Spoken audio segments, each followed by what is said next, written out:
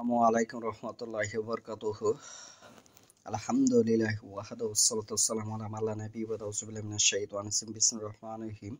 আন আবি হুরায়রা রাদিয়াল্লাহু আনহু ক্বালা লাম্মা তুবুফিয়া রাসূলুল্লাহি সাল্লাল্লাহু আলাইহি ওয়াসাল্লাম ওয়া কানা আবু বকর ওয়া কাফাআরা মান কাফাআরা মিন আরাবি ফাকালা উমর কাইফা তুকাতিলুন নাস ওয়াকাদ কালা রাসূলুল্লাহি সাল্লাল্লাহু আলাইহি ওয়াসাল্লাম উমিরতু আন কুতিলা নাসু হাত্তা ইয়াকুলু লা ইলাহা ইল্লাল্লাহু ফামান ক্বালাহা ফাকাদ আসআমা মিন্নি মালাহু ওয়া নাফসাহু ইল্লা বিহাক্কিহি ওয়া হিসাবুহু আলাল্লাহি।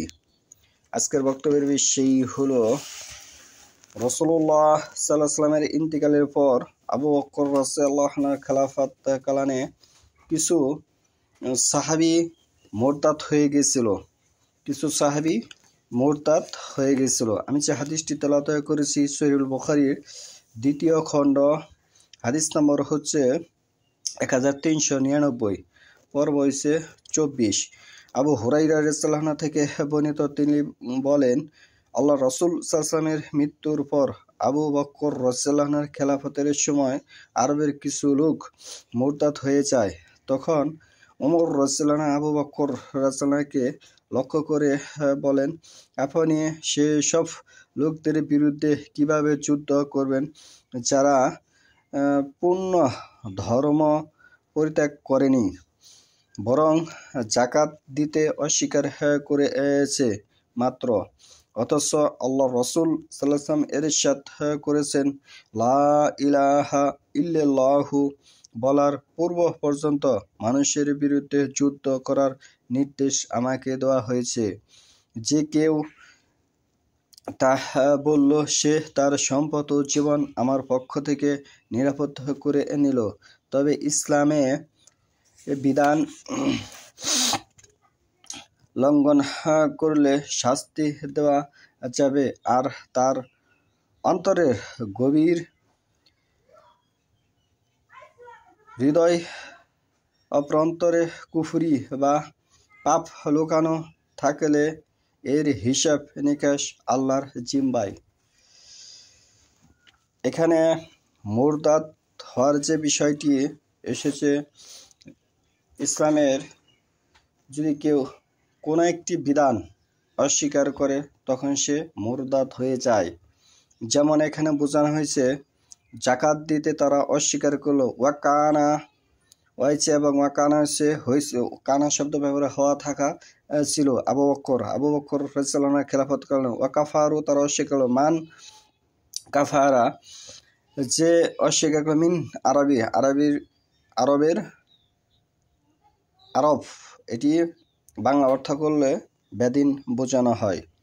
ফাকালা উমর রাদিয়াল্লাহু বলতেছে, কাইফা হচ্ছে কিভাবে, কুতিলু হচ্ছে যুদ্ধ করা, তুকাতিল হচ্ছে যুদ্ধ করা, না আস হচ্ছে মানুষের বিরুদ্ধে কিভাবে যুদ্ধ করেন। ওয়াকাদ নিশ্চয় রাসূলুল্লাহ সাল্লাল্লাহু আলাইহি ওয়াসাল্লাম বলেছেন, কালা রাসূলুল্লাহ সাল্লাল্লাহু আলাইহি ওয়াসাল্লাম উমিরতু আমাকে আদেশ করেছেন, আন উকাতিলু নাসু মানুষের বিরুদ্ধে যুদ্ধ করতে থাকো, হাত্তা যে পর্যন্ত ইয়াকুলু তারা বলে, লা ইলাহা ইল্লাল্লাহ আল্লাহ ছাড়া হক কোনো মাবুদ নাই, হক কোনো বিচারক নাই, এতক্ষণ পর্যন্ত মানুষের সাথে তোমরা যুদ্ধ করতে থাকো। ফামান কালাহা ফাকাত আসআমা মিন্নি তারা তো পরিপূর্ণভাবে ইসলাম অস্বীকার করেনি। মালাহু নাফসাহু ইল্লা বিহাক্কিহি ওয়া হিসাবুহু আলাল্লাহি তাদের হিসাব নিকাশের বিষয় আল্লাহর কাছে। এখান থেকে আমরা এই হাদিস থেকে এই শিক্ষা গ্রহণ করলাম, যদি ইসলামের আদেশ নিষেধের একটি আমি নিষেধ অমান্য করলাম তাহলে আমি মুরতাদ হয়ে যাব। আমার মুরতাদ হওয়ার জন্য কোনো জজ কোর্ট বা কোনো হাইকোর্টের প্রয়োজন হবে না। ইসলাম একটি এমন বিষয়, আমি অস্বীকার করলে আমি মুরতাদ হয়ে যাব। আমি ইসলাম থেকে আদেশের একটা বিষয় যদি অস্বীকার করি তাহলে আমি মোরতাদ হয়ে যাব।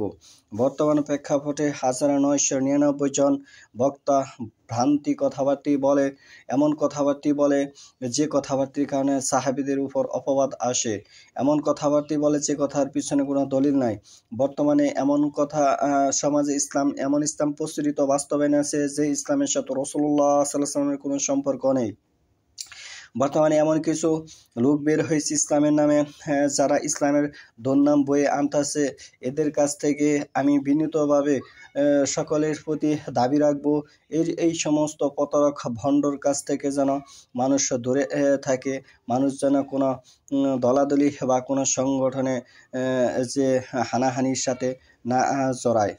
সহিহুল বুখারী শরীফের প্রথম খণ্ড 31 নম্বর হাদিসে এসেছে, দুইজন মুসলিম যদি মারামারিতে সংঘর্ষে জড়ায় তাহলে দুজনেই জাহান্নামে যাবে।